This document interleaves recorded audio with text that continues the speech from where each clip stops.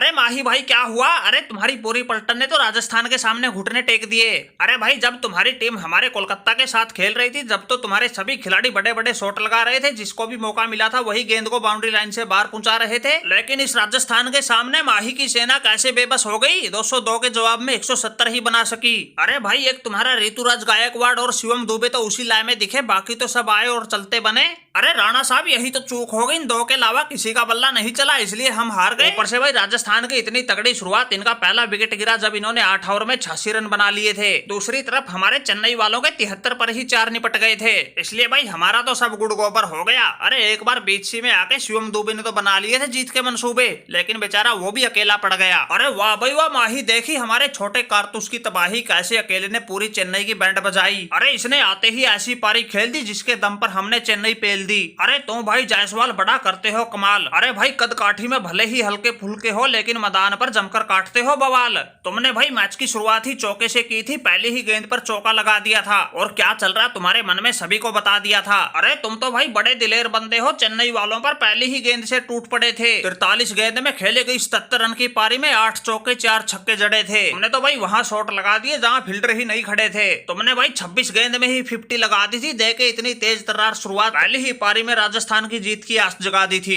फिर हमारे गेंदबाजों ने इस माही पलटन की लंका लगा दी थी। अरे संजू भैया देखा छोटे पैक का बड़ा धमाका। अरे भाई हम तो बिल्कुल मन बनाकर आए थे, बिल्कुल ताबड़तोड़ खेल दिखा देंगे। अरे मैंने 26 गेंद में ही 50 लगा दी थी। अरे वो तो मैं बटलर के आउट होते ही थोड़ा धीमा पड़ गया, वरना 43 गेंद में तो मैंने 77 की बजाय 96 ठोकने थे। अरे इस मैच में मुझे गेंद नहीं पूरा फुटबॉल दिख रहा था, जहां मन करता था वहीं चौका छक्का लगा देता था। ये चेन्नई वाले भी लगातार एक के बाद एक मैच जीतते जा रहे थे, इसलिए इनकी जीत पर ब्रेक लगाना जरूरी था। वो हमने करके दिखा दिया, क्योंकि ये राजस्थान के अलावा किसी के बस की बात नहीं थी। अरे संजू भाई पहले 10 ओवर में तो हमने खूब जमकर रन कूटे, लेकिन बीच में तो एक बार ढीले पड़ गए थे। तो आखिरी में आके पेडिकल और जुरेल ने मोर्चा संभाल लिया, आखिरी 20 गेंदों में 48 रन ठोक डाले, जिसकी वजह से हम स्कोर 200 के पार पहुंचा सके और चेन्नई वालों को 170 पर ही निपटा सके। अरे इनके एक वो मंदबुद्धि शिवम दुबे को छोड़कर बाकी तो हमारे एडम जंपा के सामने चेन्नई वाले सभी घुटने टेक गए। अरे हाँ भाई जायसवाल, जब इनका वो शिवम दुबे बैटिंग कर रहा था उसने तो हमारी जान बिल्कुल हलक में अटका दी थी और 2 चौके 4 छक्कों के साथ 29 गेंद में ही 50 लगा दी थी।